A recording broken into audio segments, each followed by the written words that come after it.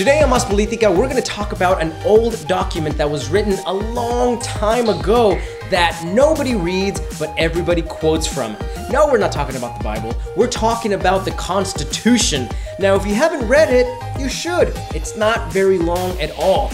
But I get it. You might be saying, I'm busy. I got school. I got to keep up with the Kardashians. We got your back. Paul is going to fill you in on what you need to know about the Constitution of these United States of America.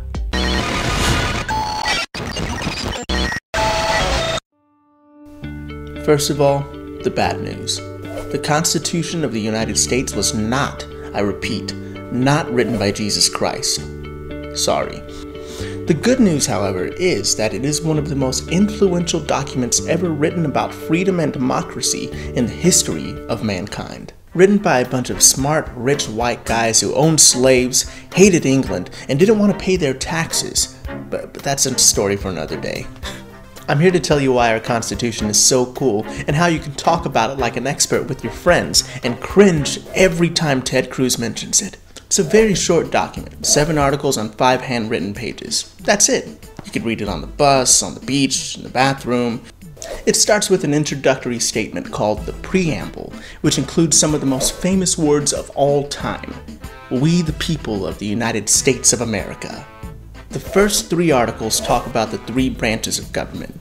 The next 3 talk about the relationship between the states and the federal government, and the last one talks about how many states are needed to ratify the document. The original version was signed in Philadelphia in September 1787, and it was broadcasted live by Fox News, hosted by Ronald Reagan and Sarah Palin.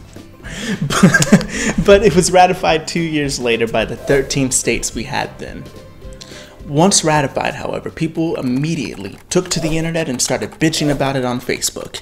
Actually, writing the Constitution was a big fat mess for our founding fathers because of their differences in opinion, and the actual outcome was a compromise. What a concept! The bitching continued for 2 more years until the states got together again and made several amendments to the original document, 10 to be precise. They're known collectively as the Bill of Rights. You've heard of them, on cartoons or cereal boxes. They deal with freedom of speech, freedom of religion, the right to bear arms, jury trials, and protection against cruel punishment and unreasonable search, or as I like to call it, a weekend. Am I right, fellas? Since then, the Constitution has been amended 17 more times, for a total of 27 amendments. Some of the trending amendments on Twitter are the 13th Amendment, which abolishes slavery. The 14th guarantees the right to privacy. The 15th allows black citizens to vote. 16th creates the income tax. 19th allows women to vote. 22nd limits the president's re-election to 1. And 26th lowers the voting age to 18. There are more amendments than original articles, which goes to show you that our Constitution has done very well to adapt to our country's evolution. You know, Jesus didn't write these on stone, you know. That's basically it, guys. Read more about our Constitution in the links posted below. As always, please subscribe and tell your friends. My name is Paul, and this is Mas Politica.